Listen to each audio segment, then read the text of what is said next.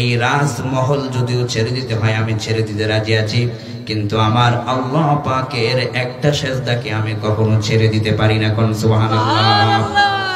গ্রেফতার করা হলো আসিয়াকে। ইমানের পরীক্ষা কাকে বলে?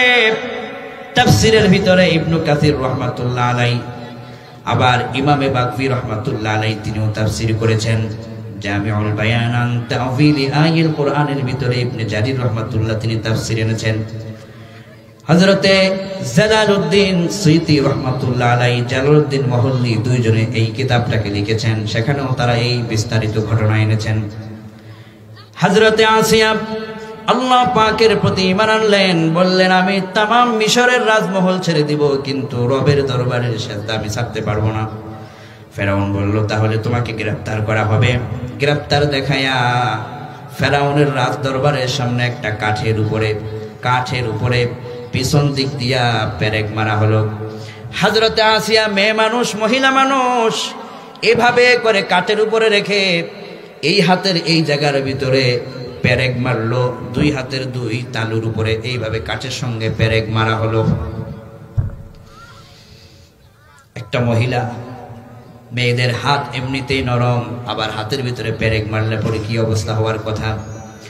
তাফসীরের ভিতরে এসেছে শুধু তাই নয়, যেই তক্তার উপরে তাকে শোয়ানো হয়েছিল ওই তক্তার পিছনের অংশ দিয়া জোরে জোরে পেরেকগুলো মারা হয়েছিল। পেরেকের কাটা কাটা অংশগুলো এভাবে বেরিয়েছিল। ওই কাটা অংশগুলোর উপরে হযরতে আসিয়ার গোটা দেহটাকে এখানে লেগে দেওয়া হয়েছে। হযরতে আসিয়ার গোটা দেহটার ভিতরে পেরেকগুলো ঢুকে গিয়েছে। রক্তগুলো বেয়ে বেয়ে ফেরাউনের সামনে পড়ে যাচ্ছে। হযরতে আসিয়া এই হাত থেকে রক্ত পড়ছে, দেহ থেকে রক্ত পড়ছে। ফেরাউন তার কাছে গিয়া কয়, ও আসিয়া, এখন তুমি আমারে খোদা মানো, তোমার খোদাকে মাইনাস করো। গোপনে গোপনে যদি আমার কানে কানে যদি আমারে খোদা মানো, তারপরে তোমাকে আমি মাফ করে দেব। হযরতে আসিয়া চোখের দৃষ্টি আসমানের দিকে নিক্ষেপ করে বলে, আসমানের রবের জন্য প্রয়োজনে আমি আমার জীবনটাও তোমার পেরেকের আশ্রয়ে, পেরেকের যন্ত্রণার কাছে দিয়ে দিতে পারি, কিন্তু রবের দরবারে রবের জন্য যেই ঈমান এনেছি ওই ঈমান ছাড়তে পারি না। কোন সুবহানাল্লাহ।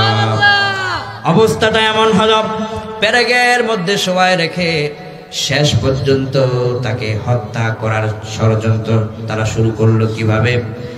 ফেরাউন কয়, তোরে আমি তিলে তিলে মারবো, এমনি মারবো না, পেরেক দিয়ে তার উপরে চাপা দেওয়া শুরু হচ্ছে। দেহ থেকে রক্তগুলো ঝরে ঝরে পড়ছে।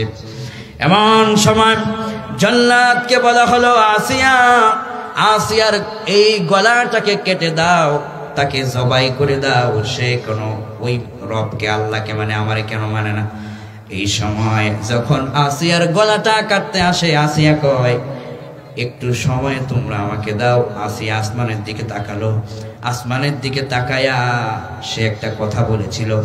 আসিয়ার ওই কথাটা মালিকের দরবারে, আল্লাহর দরবারে এতটাই পছন্দ হয়েছিল, ওই কথাটা ১৫০০ বছর আগে অবতীর্ণ আমাদের মহাগ্রন্থ কোরআনে আল্লাহ পাক নিজেই কোট করে দিয়েছেন। কোন সুবহানাল্লাহ। আসিয়া ওই সময় যে কথাটা বলেছিল, আসিয়ার কথাটা আল্লাহ পাকের এতটা পছন্দনীয়, ওই সময় আমরা কেউ ছিলাম না, আমাদের নবীজিও ছিলেন না, কিন্তু সে কথাটা কোরআনে কেমনে প্রমাণ হলো, কেমনে আসলো? আল্লাহ পাক বলেন, আসিয়ার কথাটা আমার কাছে এতটাই পছন্দনীয় হয়েছিল, মানুষ কেমনে নিজের জীবন তার রবের জন্য দিয়া দেয়।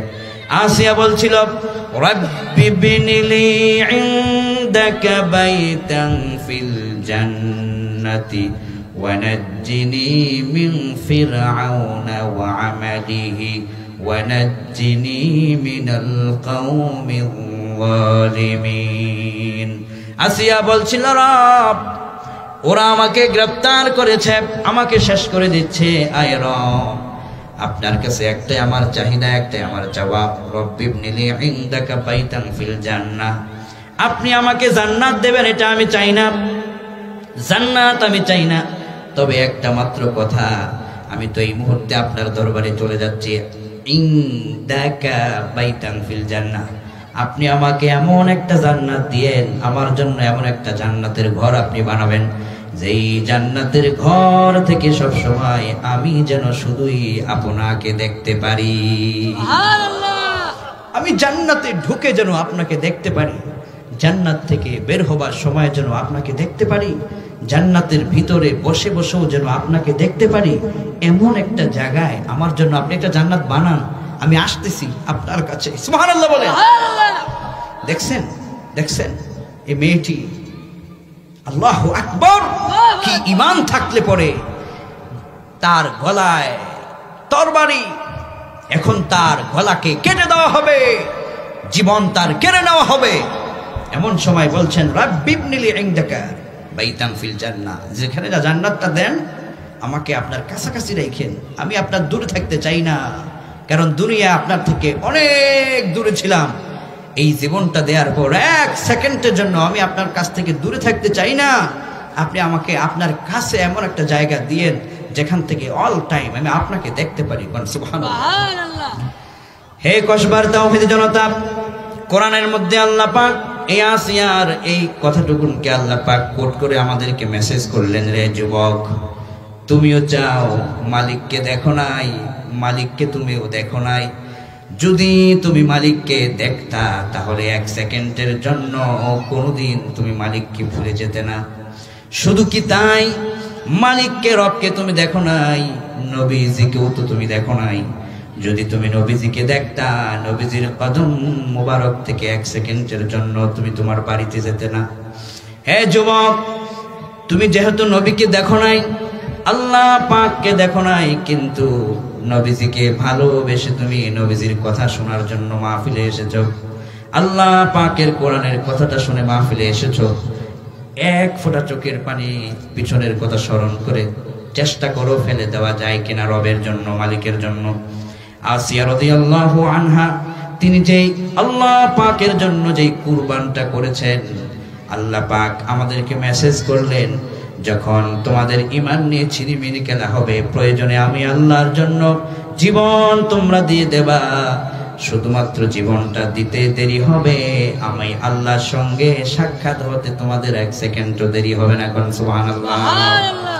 রব আমাদেরকে বলে, শোনো, এই যে ফেরাউন বলছিল আনা রাব্বুকুমুল আলা, আসিয়ার ঘরে থাইকা, ফেরাউনের ঘরে থাইকা ফেরাউন আসিয়াকে দুনিয়া থেকে শেষ করে দিল, কিন্তু সেই ফেরাউনকে দুনিয়ায় চিরজীবন থাকতে পেরেছে নাকি?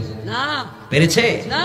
আজকের জালেমেরা, তোমরা যাদের উপর অত্যাচার করছো, জুলুম করছো, নিপীড়ন আর নির্যাতন করছো, এই ফেরাউনের মতো তোমরা চলে যাবে জাহান্নামে, আর আসিয়ার মতো জান্নাতি এই মানুষগুলো চলে যাবে আল্লাহর জান্নাতে। সুবহানাল্লাহ।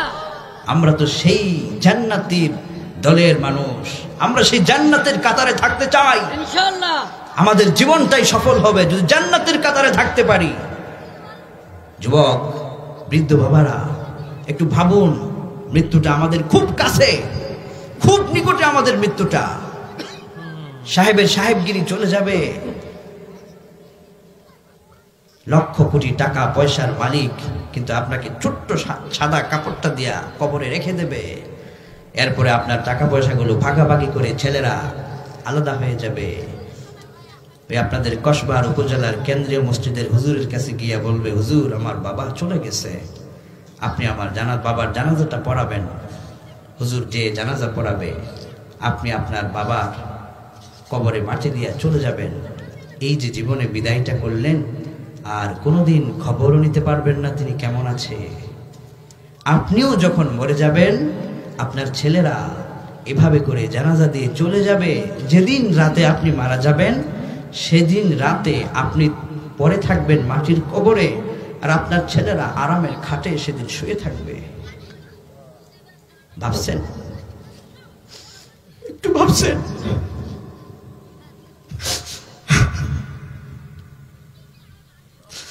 যে খাটের ভিতরে আপনি ঘুমাতেন, এই খাট থেকে আপনাকে নামায় দেওয়া হলো,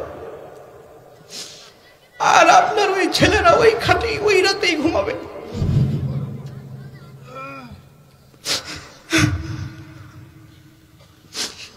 কেন আমরা পরকালকে নিয়ে ভাবি না? কত মানুষের কবর দিলাম, কবর থেকে কেন শিক্ষা নিলাম না? আজ যদি আমাদের মৃত্যু হয়, কারো কি কোনো সাহস আছে যে আল্লাহর কাছে বলবো আল্লাহ এই নেক আছে?